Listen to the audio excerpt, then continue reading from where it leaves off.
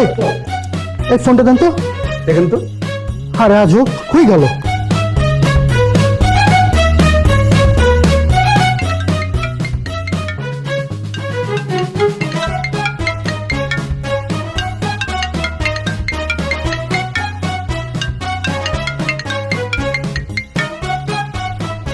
Hello, hello Sabir সাহেব, আপনি কোথায়? প্লিজ আমার মোবাইলটা দিয়ে যান।